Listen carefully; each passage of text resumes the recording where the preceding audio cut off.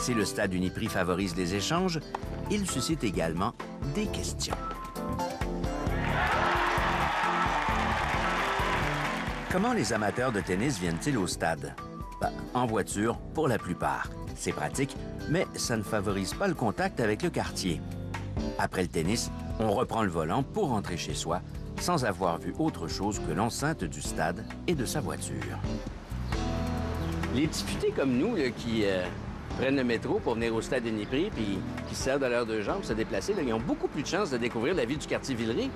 Pour l'exploration urbaine et le contact humain, là, avantage piéton.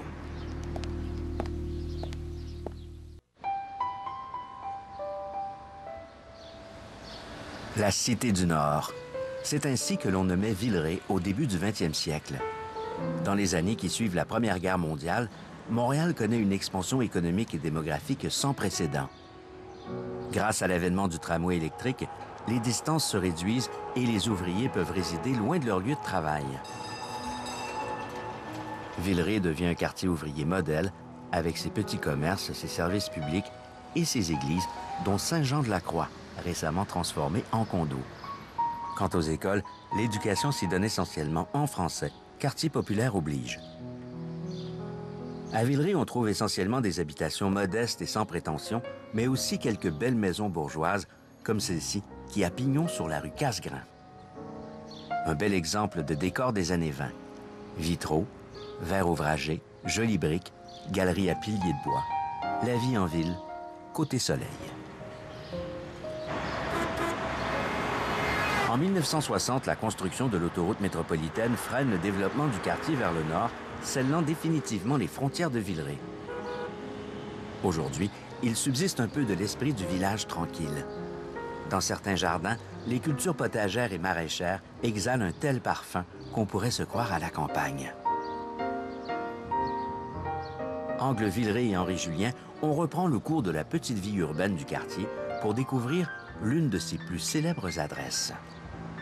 Le Miss Villeray est un tranquille bar de quartier, quoique ça dépend des heures. On arrive un petit peu tôt pour prendre l'apéro dans une des institutions du quartier. Mais soyez sans crainte, on repassera au Miss Villeray un peu plus tard. Pour l'instant, c'est sur le trottoir d'en face que ça se passe. Si Montréal est une mosaïque culturelle, Suzanne Spahi en est l'incarnation. Cette jeune femme d'origine égyptienne, syrienne, turque et tunisienne est née à Lévis, au Québec. Après avoir enseigné le français et l'anglais aux Émirats arabes unis, où elle a découvert l'art séculaire de la mosaïque, elle est revenue au Québec pour y exercer et enseigner sa passion. Chez Mosaïca Shop, on pratique l'art décoratif en s'inspirant de Rome, de Byzance et de la Renaissance. Patiemment assemblés sur un support de mastic ou d'enduit, les fragments de pierre, d'émail, de verre ou de céramique deviennent petit à petit des œuvres d'art. Certaines s'admirent de près pour que l'œil perçoive chaque élément qui la compose. La mosaïque peut également rendre hommage aux objets de culte. Elle arrive même, êtes-vous bien assis, à se propulser dans la 3e dimension. Dans l'atelier boutique du quartier Villeray, on peut s'initier à la mosaïque, se perfectionner, s'approvisionner en matériel, observer le travail des mosaïstes ou simplement admirer les œuvres exposées, comme dans une galerie d'art. Il n'y a qu'à pousser la porte et ouvrir grand les yeux. Tout ce que vous avez toujours voulu connaître sur l'art de la mosaïque est concentré ici, dans le vaste atelier-galerie de Suzanne Spahi. De Dubaï à Villeray, en passant par l'Italie, le parcours de cette mosaïste passionnée continue d'être une lumineuse aventure créative. L'atelier Mosaïca Shop est ouvert l'après-midi, du mardi au samedi. Un espace chaleureux et convivial où l'art décoratif se révèle, fragment par fragment. La leçon que l'on a retenue de notre passage chez les mosaïstes, c'est qu'il faut être patient et savoir prendre son temps, avant de pouvoir chanter victoire. En sortant de Mosaïca Shop, vous verrez la mosaïque autrement. Notamment, la prochaine fois que vous prendrez le métro de Montréal, station Place des Arts. Dans les lieux publics, la mosaïque se prête à des expressions monumentales, comme pour cette tourbillonnante murale située à l'entrée du tunnel de la station du métro Place des Arts. La murale est l'œuvre de Saskia Siebrand, cofondatrice avec Corey Smith de Mosaica Art and Design, une entreprise de Montréal spécialisée dans la création d'œuvres monumentales en céramique dans les lieux publics. Les deux femmes, qui ont formé un partenariat avec Suzanne Spahis de Mosaica Shop, font rayonner leur créativité jusque dans le métro de New York. Dans la station Myrtle Wyckoff, elles ont conçu une grandiose décoration à mosaïque, œuvre de l'artiste new-yorkaise Cadence Giersbach. Tandis qu'à la station de la 191e rue, Saskia et Corey ont sollicité l'illustrateur Raúl Colón pour créer d'apaisantes murales qui font rêver. De l'art décoratif à l'art pictural, il n'y a que quelques pas à franchir sur l'avenue Henri-Julien, que l'on a transformé en galerie d'art, le temps de vous présenter quelques œuvres du premier grand maître de la caricature québécoise. Henri Julien, qui a donné à Montréal le nom d'une de ses rues les plus pittoresques. Pittoresque, de l'italien pittoresco, pittore, peintre. Né à Québec en 1852, Henri Julien devient à 17 ans illustrateur pour le journal L'Opinion publique et son pendant anglophone, le Canadian Illustrated News. Doué d'une bonne mémoire photographique et sachant saisir d'un trait le caractère d'un personnage, il devient rapidement l'un des caricaturistes politiques les plus réputés en Amérique du Nord. Henri Julien était également peintre à ses heures et ses toiles s'inspirent abondamment du folklore québécois. La Chasse-Galerie, sa plus célèbre toile, se trouve au Musée du Québec, à Québec.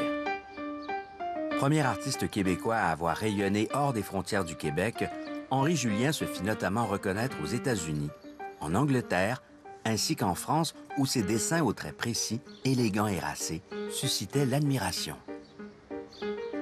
En octobre 1970, un dessin d'Henri Julien le ramène au premier plan de l'actualité quand l'organisation terroriste du FLQ en fait son emblème. Un honneur dont Henri Julien, qui se définissait comme apolitique, se serait certainement passé.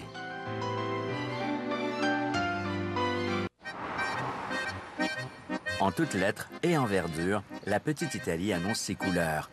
La table est mise dans les pizzerias et les trattorias du quartier, mais si vous ne pouvez attendre jusqu'à la notte pour vous régaler de spécialités italiennes, arrêtez-vous au Café Motta pour la pause déjeuner. Vous ne serez pas les seuls. Tout le monde s'arrête chez Motta. Les plus gourmands profitent de la formule pâte et pizza à volonté, tandis que les plus gourmets se laissent séduire par les bonnes odeurs qui émanent des comptoirs côté traiteur.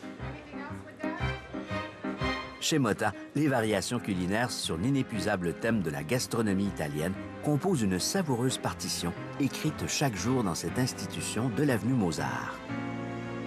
Sur place ou à emporter, on dévore tout des yeux avant de finalement succomber à la sublime lasagne maison. Les antipasti fleurent bon l'origan et l'huile d'olive et on les sert avec l'accent d'origine. Est-ce que vous voulez mélanger tous les légumes? Ah oui, de chaque. Un repas à l'italienne se subdivise en étapes. D'abord, celle du choix, qui peut s'éterniser, surtout quand tout fait envie. Pendant que la patronne refait le monde avec la famille, les clients font la queue avec les autres avant d'aller se choisir une table en salle ou en terrasse. Les cuisines sont en ébullition, le service aiguise l'appétit. Chaud devant, l'Italie fumante vous est servie sur un plateau. L'étape suivante consiste à se laisser chatouiller les papilles en savourant tranquillement. Encore de la pizza, un peu plus de ravioli, à volonté, s'il vous plaît. Chez Motta, l'heure du lunch joue souvent les prolongations, ce qui nous amène à l'ultime étape, là où l'on comprend enfin pourquoi l'établissement s'appelle Boulangerie et Pâtisserie Motta, les desserts. Ils ont l'air sages comme ça, mais ne vous fiez pas aux apparences. Les pâtisseries italiennes sont de redoutables armes de délectation massive, prêtes à bondir sur vous au moindre signe de faiblesse. Vous êtes prévenus, plus on s'approche du danger, plus grands sont les risques de succomber. Le plus dur chez Motta, en fait, c'est d'en sortir.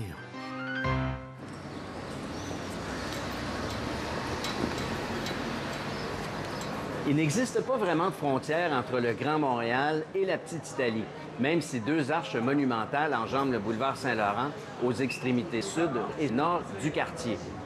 On considère généralement que la Petite Italie est délimitée par un quadrilatère formé par les rues Saint-Denis, Saint-Laurent, Saint-Zotique et Jean Talon. Au milieu de ce quadrilatère, vous êtes toujours sûr de trouver un bar et du bon café. Fiez-vous pas au verre, c'est vraiment du café. Hein?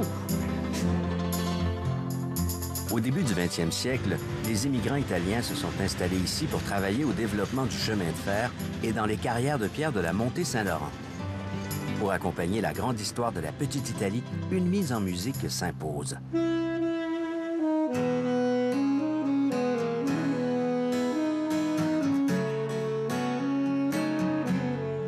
L'adresse incontournable du quartier pour acheter, louer, échanger ou admirer des instruments de musique, c'est Ital Melody. Depuis 1970, musiciens amateurs et professionnels s'y retrouvent comme d'autres vont au supermarché. La star incontestable, celle qui fait fantasmer tous ceux qui rêvent d'être adulés par des foules en délire, c'est la guitare électrique. N'en déplaise au modeste banjo, qui est prêt à casser les prix pour qu'on s'intéresse à lui, sa cousine électrique lui fait toujours ombrage. Personne ne reste insensible à une telle silhouette. Si la musique était de la haute couture, la guitare en serait le top modèle et Ital Melody, son défilé de mode. La guitare est une femme irrésistible, sans cesse courtisée par de jeunes prétendants qui ne rêvent que de la gratter en étreignant son manche. Pourtant, selon un proverbe espagnol, pour maîtriser la guitare, il faut 10 ans par corde. Un proverbe que les marchands de guitare se gardent bien de répéter.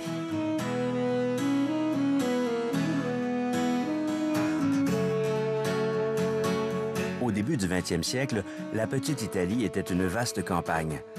Le territoire avoisinait une carrière de pierre ainsi que la montée Saint-Laurent, une des plus importantes voies de communication vers le nord de l'île de Montréal. Les premiers immigrants italiens s'installent d'abord autour de la gare Myland, située près du boulevard Saint-Laurent et de la rue Bernard.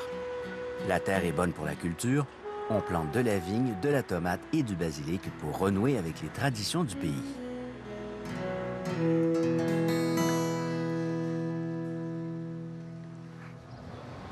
Fondée en 1910, la paroisse Notre-Dame de la Défense devient le pôle d'attraction spirituelle de la communauté italienne au Canada.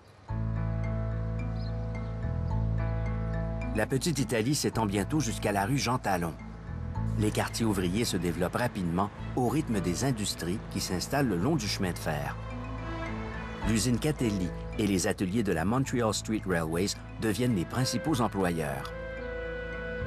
Avec la crise des années 30, plusieurs grands travaux publics amènent des emplois dans le quartier. On construit le marché du Nord, devenu aujourd'hui marché Jean Talon, ainsi que les édifices Shamrock sur les anciens terrains de crosse de l'équipe des Shamrocks de Montréal. Des ateliers municipaux remplacent les carrières de pierre grise. Des cinémas de quartier surgissent comme le Château, une des salles emblématiques de Villeray. La vocation de l'édifice a changé, mais l'architecture de sa façade a été miraculeusement préservée, témoin d'une époque où le 7e art s'exposait dans des édifices qui avaient des allures de temple antique.